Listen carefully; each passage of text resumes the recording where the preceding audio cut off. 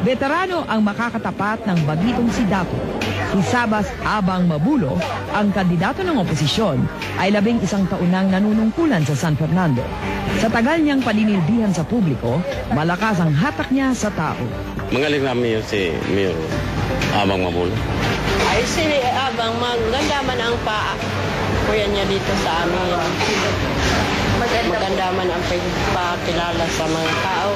Naman siyang tiggawa sa mga sa bundok ba? Nagpagawa siyang mga kalsada ba? Sa baryo-baryo. Magaling yun. Wala pa yung talo. Hinto na daw sana sa politika si Mayor Abang, pero napakiusapan siya ng mga kasamahan sa Camarines Sur sa unang distrito ng probinsya. Matagal na pinagdasalan ang desisyon nito bago nakabuo ng desisyon na tumakbo bilang isang congressman sa aming distrito. Subalit nang walang lalaban sa isang dayuhan, ang itinuturo nila na ang mayroong fighting chance, ako tinuturo nila. Si Mayor Abang ay nagtapos din sa Ateneo de Naga. Bago sumabak sa politika, aktibo siya sa mga NGO bilang opisyal ng Caceres Social Action Center Foundation at Pag-asang Bicolnon Foundation. Maraming humanga kay Abang dahil sa suporta niya sa krusada laban sa huweteng. Noong 2002, nagkaroon ng pruweba si Abang na meron siyang ibubuga. Kaya kung sa may alam, pangalawa o pangatlo, sa most outstanding municipal mayor of the Philippines, palagay ko nakita na talagang hindi lang marunong kundi mahusay. Abang and Bicolano. Si Mayor Jesse Robredo, Ramon Magsaysay Awardee for Good Governance noong 2000, ay isa sa mga hurado ng Local Government Leadership Award na pumili kay Abang bilang isa sa mga natatanging mayor sa Pilipinas. Nung masaditan ka po. Suportado ng mga taong simbahan at NGO si Abang.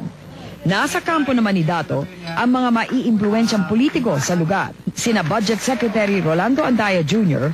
at Congressman Luis Villafuerte. Kung sino yung mga may malaking suporta ng mga malalaking politiko, mayroong makinarya, sila na nananalo. Sana susubukan natin na hindi totoo yan dito sa ating lugar.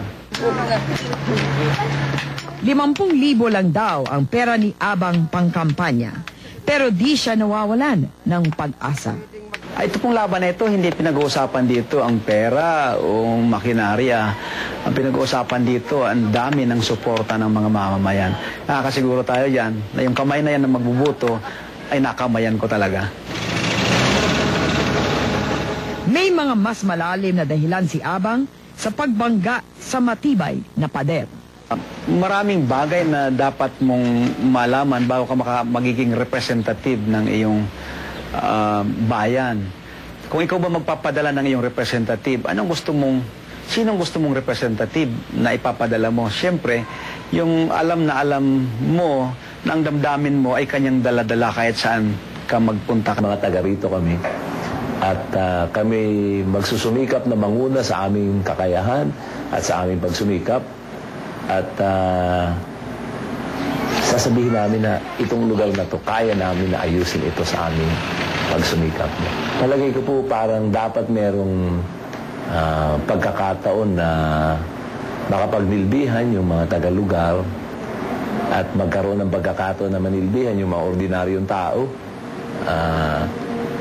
Hindi lang yung, sabi yan, kapangyarihan at kakayahan ang kwenta kapital niya. Suportado ni Robredo si Abang bilang alternatibo kay Dato. Yung dapat na nagre-represent sa lugar should be very familiar with the problems of the area at hindi po dapat na dinidikta ito ng malalaking politiko lang. Ayaw daw ito ng mga Bicolano. Pero ang mga Bicolano ay kahit tahimik, peace-loving, ay kukontra sa ganong trend na sila na lang pala ang pwedeng magpatakbo ng ating bayan. Palagi mo, hindi naman itatanggi na ito'y parang pamilya-pamilya na yung namumuno. At kung pagmamasdan natin, hindi lang yung mga nagkakandidato at namumuno, pati yung mga nag-i-endorse, pamilya-pamilya na rin. Ang laban sa Camarines Sur ay di raw personalan. It's a matter of principle. Hindi ito personal. Probably it may be Dato, probably it might be another person. Under the same circumstance. Palagay ko, prinsipyo ko. Nagkataon po na siya yan.